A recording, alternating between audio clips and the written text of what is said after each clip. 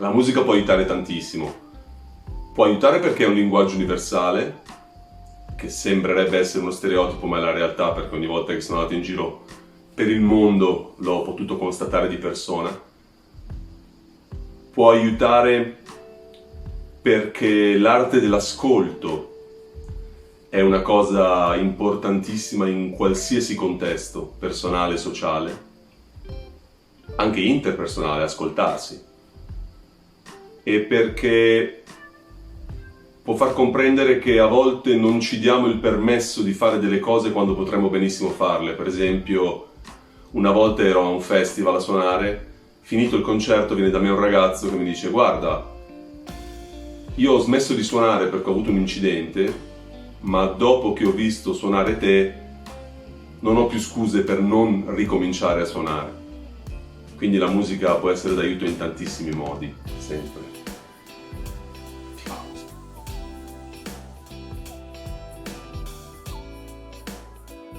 La musica può fare tantissimo, basti pensare all'hip hop. Hip hop che in 20 anni ha fatto conoscere praticamente la cultura afroamericana a tutto il mondo e ha permeato tutto il mondo musicale in diversi modi. In genere la musica può rappresentare, appunto essendo un linguaggio che tutti possono sentire, ancora prima che comprendere dal punto di vista mentale, ma lo possono sentire fisicamente perché è aria che vibra e lo possono sentire nel cuore. Può quindi aprire delle porte che altre arti hanno più difficoltà ad aprire e far sì che anche una piccola etnia, un piccolo gruppo possa produrre un grande impatto su tantissime persone.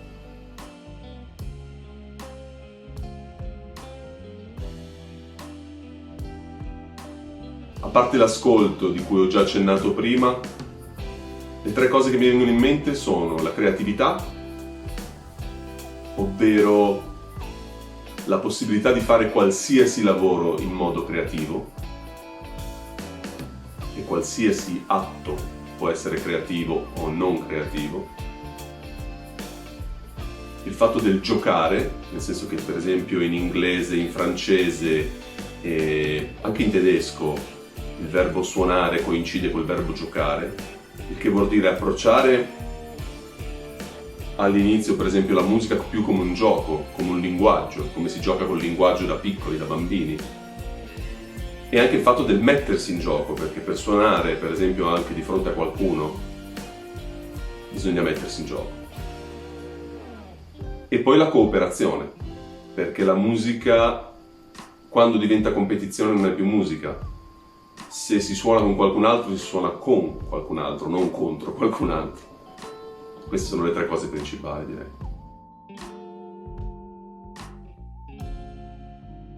In Italia mi sembra se ne parli moltissimo, specialmente ultimamente.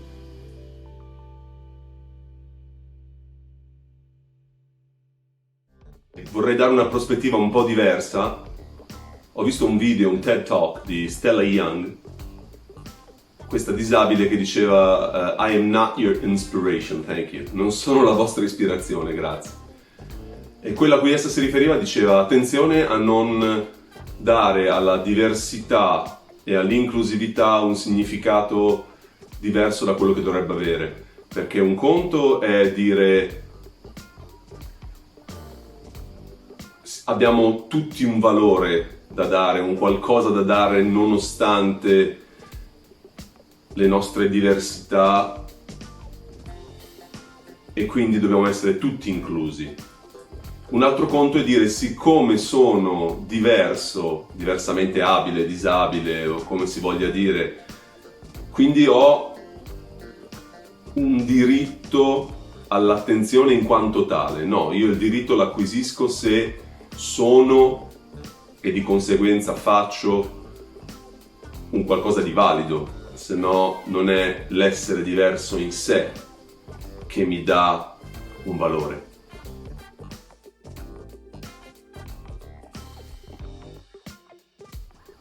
E la musica può aiutare in questo perché Io non penso che quando si ascolta Stevie Wonder la prima cosa che viene in mente è un cieco.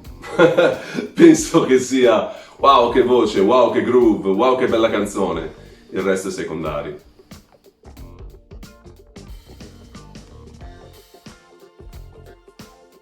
Non ho mai subito discriminazioni nell'ambito lavorativo in quanto disabile o diversamente abile. E neanche da bambino. Sì, ogni tanto venivo preso in giro, come può essere preso in giro qualcuno che viene definito grassone, piuttosto che spilungone, qualsiasi cosa. Non ho mai avuto limitazioni tranne quelle che mi sono imposto io. A volte i limiti mi sono serviti a capire che la mia strada era un'altra. Ad esempio, una volta ho fatto un'audizione per un gruppo famoso dove dovevo suonare come tastierista 2 parti e ovviamente c'erano delle parti che avevo molta difficoltà a implementare con 6 dita invece che con 10. Quindi non ho ottenuto il lavoro.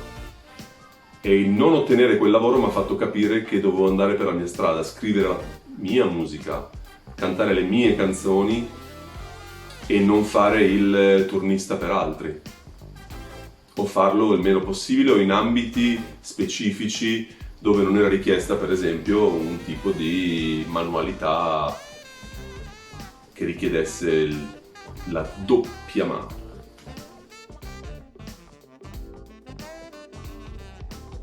Io sono fatto di musica, continuo a cantare, a suonare, a battere il tempo ovunque mi trovi.